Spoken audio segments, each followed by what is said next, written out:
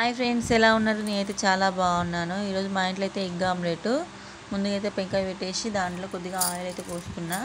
ఒక ఎగ్ అయితే తీసుకున్నా. నేను ఎగ్ అయితే తీసుకొని అయితే కొద్దిగా అంతా కొట్టేసిన.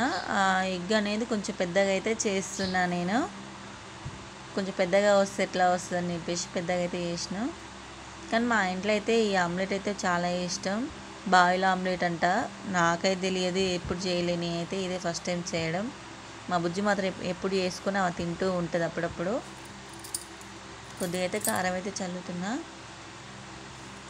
కొద్దిగా చల్లిన తర్వాత ఒక 2 నిమిషాలు అయితే అట్లనే గ్యాస్ మీద అట్లనే ఉంచాలి, కొద్దిగా మగ్గాలి.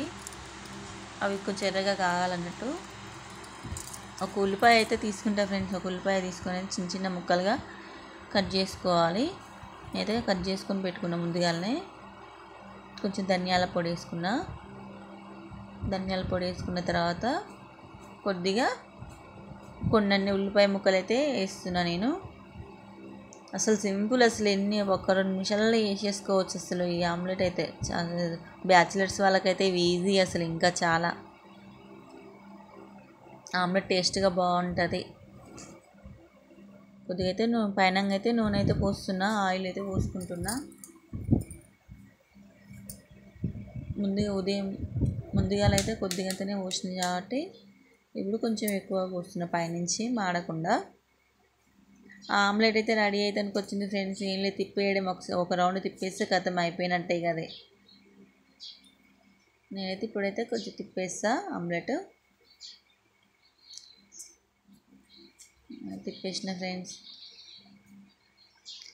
ఇగో ఎర్రగా అయితే కాలింది మొత్తం.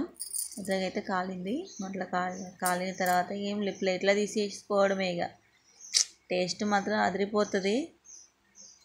మా బుజ్జి చేసి పెడతాను అప్పుడప్పుడు నేను తినేదాన్ని. కానీ ఈరోజు నేను చేస్తే ఈరోజు ఎట్లా ఉంటుందో ఏమో భయం అవుతుంది. నచ్చుద్దు మా పిల్లలకి, లేకపోతే కోప్పడతారో ఏమో తెలియదు. చూస్తా. బాగుంది, నాకైతే నచ్చింది ఫ్రెండ్స్. టేస్ట్గా కూడా బాగుంది.